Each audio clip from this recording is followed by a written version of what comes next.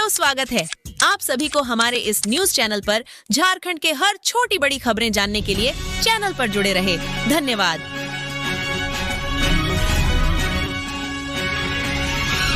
ED के 9वें समन का जवाब 31 मार्च तक व्यस्त हूं, हेमंत सोरेन ने कहा। फिलहाल पूछताछ मुमकिन नहीं। एजेंसी ने 31 जनवरी तक मांगा था समय। जमीन घोटाला मामले में ईडी के 9वें समन के जवाब में हेमंत सोरेन ने पूछताछ में शामिल होने पर असमर्थता जताई। 31 मार्च तक उनकी व्यस्तता है और इस वजह से वे पूछताछ के लिए उपलब्ध नहीं हो पाएंगे। सूत्रों के अनुसार गुरुवार को ईडी को भेजी हुई चिट्ठी में विधानसभा के आगामी बजट सत्र सहित अन्य आवश्यक कार्यों में सीएम ने अपनी व्यस्तता का हवाला दिया है। फिलहाल पूछताछ के लिए समय देने में असमर्थता जताई है।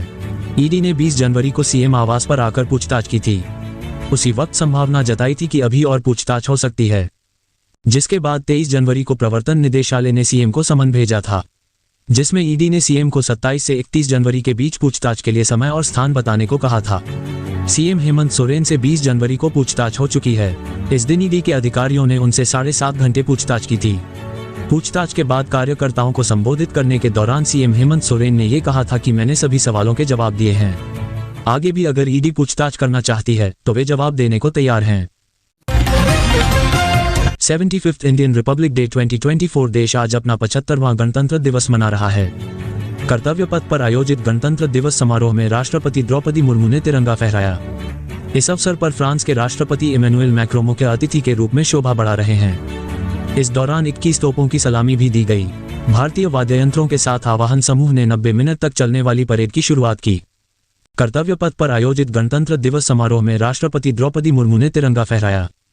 इस अवसर पर फ्रांस के राष्ट्रपति इमैनुएल मैक्रों मुख्य अतिथि के रूप में शोभा बढ़ा रहे हैं। इस दौरान 21 तोपों की सलामी भी दी गई। प्रधानमंत्री नरेंद्र मोदी ने राष्ट्रपति द्रौपदी मुर्मू और उनके फ्रांसीसी समकक्ष इमैनुएल मैक्रों की अगवानी की।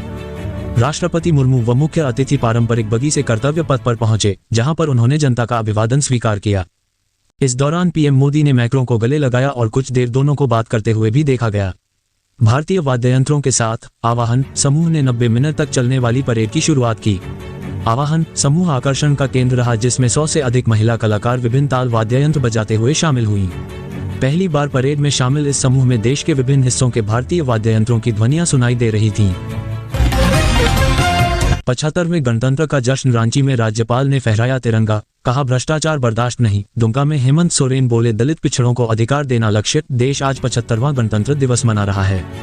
झारखंड की राजधानी रांची के मोरहाबादी मैदान में राज्यपाल सीपी राधाकृष्णन तिरंगा फहराया है, जबकि मुख्यमंत्री हेमंत सोरेन ने दुमका में झंडा फहराया। राज्यपाल ने अपने संबोधन में शहीद जवान और आजादी के जननायकों को याद किया। सेना और पुलिस के काम की भी सराहना की। राज्य में नक्सल गतिविधियों पर नियंत्रण के लिए उन्होंने राज्य पुलिस और सेना की सराहना की। साथ ही कहा कि भ्रष्टाचार को बर्दाश्त नहीं किया जाएगा। इधर दुमका में सीएम ने तिरंगा फहराया। उन्होंने कहा कि दलित पिछड़ों को अधिकार देना सरकार का लक्ष्य है। इसके लिए हम काम करते रहेंगे। रांची में आयोजित मुख्य समारोह में विशिष्ट अतिथि के रूप में मुख्य न्यायाधीश, मुख्य सचिव, गृह सचिव, डीजीपी और आयुक्त मौजूद रहे। गणतंत्र दिवस के मौके पर सुरक्षा के पुख्ता इंतजाम हैं। शहर में 1000 पुलिस बल और 50 दंडाधिकारी तैनात किए गए हैं। राज्यपाल सीपी राधाकृष्णन ने 75वें गणतंत्र दिवस समारोह में अपने अभिभाषण में कहा कि उनकी सरकार ने हमेशा से सुशासन एवं न्याय के साथ विकास पर जोर दिया है। सरकार विभिन्न कल्याणकारी योजनाओं के माध्यम से हर व्यक्ति के सर्वांगीण विकास का लगातार प्रयास कर रही है। भ्रष्टाचार को सरकार की इन योजनाओं को लोगों तक पहुंचाने में बाधक नहीं बनने देना चाहिए। किसी भी रूप में और किसी भी स्तर पर भ्रष्टाचार को बर्दाश्त नहीं किया जा सकता। राज्यपाल ने यह भी कहा कि महिला सशक्तिकरण सरकार की सर्वोच्च प्राथमिकता है। मनरेगा योजना के अंतर्गत महिलाएं मेट एवं बागवानी सखी के रूप में कार्य कर रही है। इससे मनरेगा में मानव श्रम में महिलाओं की हिस्सेदारी बढ़कर 48% हो गई है। आपकी योजना आपकी सरकार आपके द्वार कार्यक्रम के माध्यम से सरकारी मशीनरी द्वारा पंचायतों तक जाकर योजनाओं को लाभुकों तक पहुंचाया जा रहा है। खुशखबरी, टाटा स्टील ने पहली बार ट्रांसजेंडरों के लिए निकाली बहाली। देश के किसी भी कोने से कर सकेंगे आवेदन। देश के ट्रांसजेंडर समुदायों के लिए एक खुशखबरी है। टाटा स्टील ने पहली बार विशेष रूप से केवल ट्रांसजेंडरों के लिए बहाली निकाली है। देश के किसी भी कोने से इच्छुक आवेदनकर्ता 15 फरवरी तक कंपनी की वेबसाइट पर जाकर ऑनलाइन आवेदन कर सकते हैं। इसके लिए ट्रांसजेंडर सर्टिफिकेट प्रस्तुत करना अनिवार्य होगा। योग्य उम्मीदवारों का चयन लिखित परीक्षा व मेडिकल टेस्ट से होगा। टाटा स्टील ने पहली बार विशेष रूप से केवल ट्रांसजेंडरों के लिए बहाली निकाली है। देश के किसी भी कोने से इच्छुक आवेदनकर्ता 15 फरवरी तक कंपनी की वेबसाइट पर जाकर ऑनलाइन आवेदन करते हुए अपने जरूरी दस्तावेज अपलोड कर सकते हैं। झारखंड की चामी मुर्मू को पद्मश्री, 30 लाख पौधे लगाए, 30,000 महिलाओं को स्वरोजगार से जोड़ा। तीरंदाज पूर्णिमा महतो को भी पद्मश्री सम्मान, पद्म पुरस्कार का ऐलान कर दिया गया है। इस बार भी पद्म पुरस्कार में झारखंड को जगह मिली है। इस बार यह सम्मान 52 साल की चामी मुर्मू और तीरंदाज पूर्णिमा महतो को मिला है। सरायकेला खरसावां जिले की रहने वाली आदिवासी महिला चामी मुर्मू ने पर्यावरण और महिला सशक्तिकरण के क्षेत्र में काम किया है। 3000 महिलाओं के साथ मिलकर चामी ने 30 लाख से अधिक पेड़ लगाए। झारखंड की लेडी टार्जन के नाम से जानी जाने वाली चामी को पर्यावरण संरक्षण में उनके योगदान के लिए समाज सेवा के क्षेत्र में पद्मश्री पुरस्कार मिला है, तो पूर्णिमा को खेल क्षेत्र में ये सम्मान दिया गया है। डेड बॉडी के साथ ट्रेन में घंटों सफर, नेताजी एक्सप्रेस का है मामला।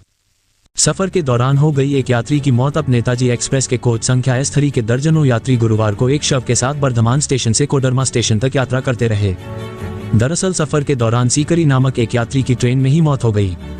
शव को उतारने के लिए ट्रेन गोमो स्टेशन पर खड़ी भी रही, लेकिन गोमो रेल पुलिस ने कोई पहल नहीं की। कोडरमा स्टेशन पर RPF तथा रेल पुलिस के जवानों ने शव को उतारा। बताया जाता है सीकरी नामक यात्री एक अन्य यात्री के साथ साधारण टिकट लेकर नेताजी एक्सप्रेस के S3 कोच में सवार होकर बनारस जा रहे थे। सीकरी नामक यात्री की तबीयत खराब हो गई और बर्धमान स्टेशन के निकट मौत हो गई।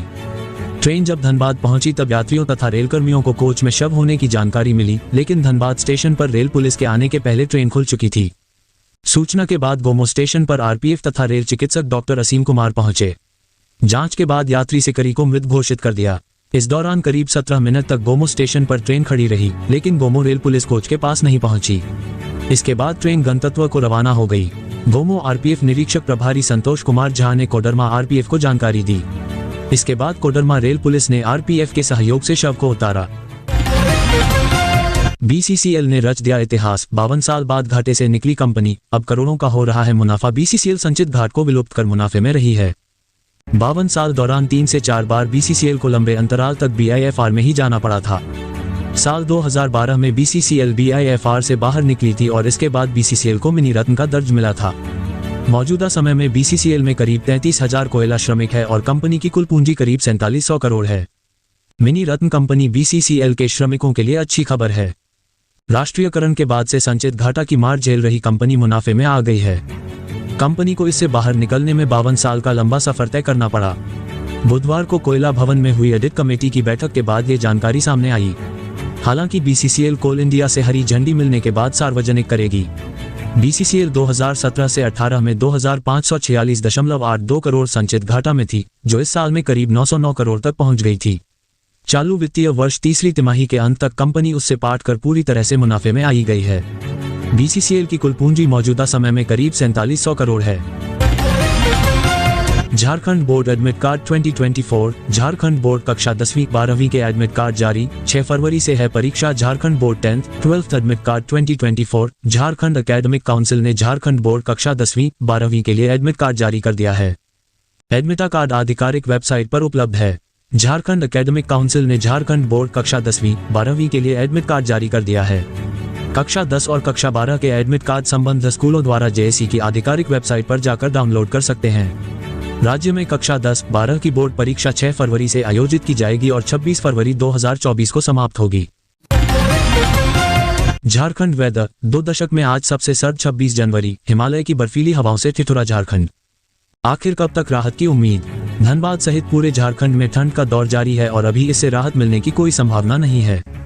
इसके लिए हिमालय से आने वाली ठंडी हवाएं जिम्मेदार हैं। गुरुवार को बर्फीली हवाओं से रात का मौसम बेहद सर्द रहा और शुक्रवार को भी स्थिति ऐसी ही बनी रहेगी। आज न्यूनतम तापमान के 6 से 7 डिग्री के बीच रहने का अनुमान है। हिमालय से आने वाली ठंडी हवाओं से शहर में ठिठुरन वाली ठंड का दौर जारी है। गुरुवार को बर्फीली हवाओं से रात का मौसम बेहद सर्द हो गया। शहर का न्यूनतम तापमान 6.7 डिग्री पर रहा। मौसम विभाग के अनुसार ठंड का कहर अभी जारी रहेगा। मौसम विभाग से जारी अगले पखवाड़े के पूर्वानुमान में 26 जनवरी से 1 फरवरी तक न्यूनतम तापमान 6 से 16 डिग्री व अधिकतम तापमान 22 से 27 डिग्री रहने का अनुमान है। उसके बाद 2 से 8 फरवरी के बीच न्यूनतम तापमान 11 से 18 डिग्री व अधिकतम तापमान 25 से 30 डिग्री रह सकता है।